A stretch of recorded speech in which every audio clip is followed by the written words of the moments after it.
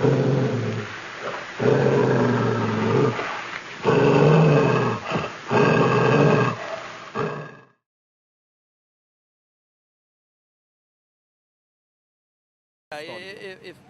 Joe Blow or whatever calls me, and I don't care what kind of motor, I don't care what his combination, transmission, whatever, there is some different combinations that I would prefer to work with, but I'll work with about any of them. I don't care if it's nitric blower or turbo stuff, but that if somebody calls me and says, hey, I want you to go to the track with me, I ask about the combination, this and that, or whatever, and they pay me money, my time, I got typically like a day rate deal that I do.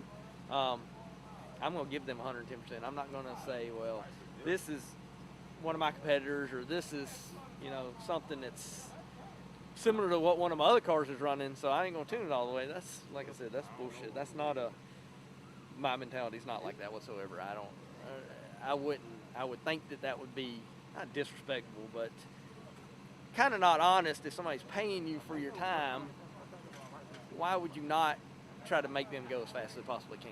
You know what I'm saying? Because that's only going to look better on you as a tuner or, working on somebody's car or whatever, that if they say, oh, I just went a tenth faster messing with him, he only went one day, that's going to give you more business, I would think.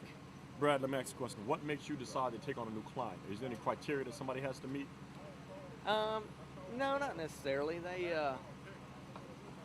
yeah, dead presidents is pretty much the majority of it. Everybody's in it to make money, obviously, but as far as taking on new clients, no, not necessarily. I have kind of a tough schedule, and depending on what I do for NHRA this year, working around that schedule, and I hate it because there's a couple chassis guys that I work with, and sometimes they'll need me at the same weekend I'm somewhere else, and I feel like that kind of reflects on me, whereas maybe they won't ask me again to go with it, and I don't like that, if I work with somebody for a long time, like I said, I try to be 100% loyal to them, and that taking on new client deal is just a deal of making a phone call, and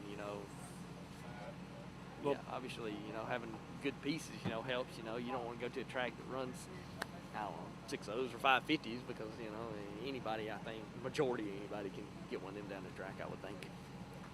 Brad, how can new clients reach out to you and ask for your assistance in building their car, whether it's class or grudge racing? Email, Facebook, phone call, cell phone, shop phone, anything. And I welcome anybody to call, and if they interested in me helping or whatever, I don't feel like I by no means know everything, but I think I can help the majority of people that's out there and go faster, and I try to teach too. That's another thing that I try to do when I tune this stuff is show them the race pack or show them the big, whatever the EFI system or whatever it might be, and say, right here's what you need to look for. Here's your baselines. You can weed me out of going if you just kind of pay attention to these, borderlines, I guess you'd say. And I guess that helps overall, because not only would it help them, it would help you also. So they're not constantly calling you. That's right. They can save a little bit of money. That's right. And then when they run up against something they can't handle, then it's time to call. Typically what I'll do is I'll put a baseline once we halfway run fast. I'll put a baseline. I say, look, if you ever start jacking with it or whatever, you can always go right back here, and you can go this fast, put it back in, and then you can start back over, in case you get something real far out left field and start messing with it. And that happens a lot. People think that, I touch this right here. A lot of times that's track or weather or tires or a little suspension change or something versus getting in that EFI system. Prime example, I do Keith Sabo's Limited Street, that 2010 car that he races. I put a tune in his computer 2 years ago, and it's the same one in there right now. Same one in there right now. Same one, and I bet he's won, I don't know, a couple dozen races or something, with it. Well, I know he took my money from when we had the race in Megan. He got mine. And I really could spend some more time with his tune today, especially after he's got as much data as he had, and improve on it, but he's happy with it. He said, look, I can move my launch RPM up a little bit, or do something with suspension or whatever, and I can go this fast, and that's plenty. That's what really counts. It does. If the client is satisfied, then you've done your job, and you've done it well. Yep. Brad, the last two things I want to mention is a lot of people hear the name Bad Brad. This is, they never see the face. And, it's a curiosity thing that kills people also. Yeah, I get a bunch of people that come up to me, and I have the car near me or something, and say, "Is this Brad's car?" And I'm like, "Yeah," and I'll get to talk to them about 5 minutes, 10 minutes, or whatever, and I'm like, "I am Brad." You're talking to. What do the odds look like? They pop out or whatever? Yeah, exactly. Okay. Hell, Randy Blackman did it yesterday for a minute. Oh yeah, I thought you looked familiar. You know, after talking to him for a couple minutes. You know. Okay, all right. Yep. You know what, Brad? I like your personality. You Thank appear you. to be real humble. If Thank you can give the people a shop number so they can reach out to Yeah, you if they're yeah. interested. They can call me at 770-786-2400 or chassis at bellsouth.net or find me on Facebook or any of that crap and send me a message. How do they find you on Facebook? Just type in Brad Brand. Okay. And you can even do like bradbrand.com, I think. I got a website address of that, so they can send, you know, there's an email deal at the bottom where they can send info from there or whatever. All right. And how does it feel to be at the top of your game in the NHRA?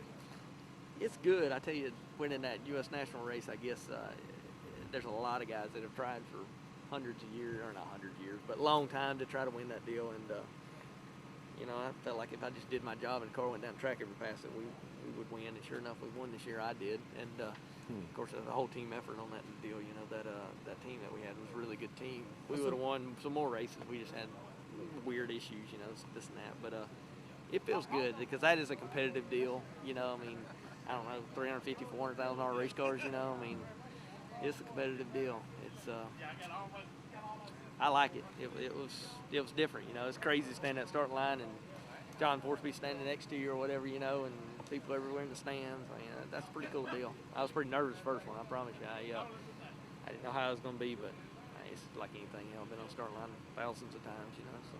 Brad, lastly, can you tell the people like me who's on the grudge side that's not too familiar with the class racing and the NHRA, what type of car do you have and what do you do over I got at a the NHRA? I got an 80RL. It's basically a pro model with 10-inch tires is what I got. And I guess now that 80RL has switched that extreme class, extreme 10.5, now I guess that extreme drag racing series is taking what they call pro nitrous class or pro turbo class.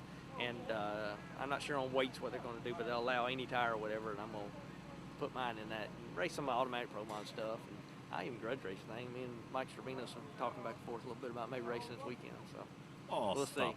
Yeah. You're a turbo. Hey, he's on a big tire. I'm on a 10-inch tire. That'll be worth something, shouldn't it? Hey, it should be. Hey, man, if Mike comes down, woo! Yeah, he's supposed to be here tomorrow afternoon. Okay, that's something I'm looking forward to. Yeah, me too. Me too. All right, Brad, I tell you what, thank you for your time. All right.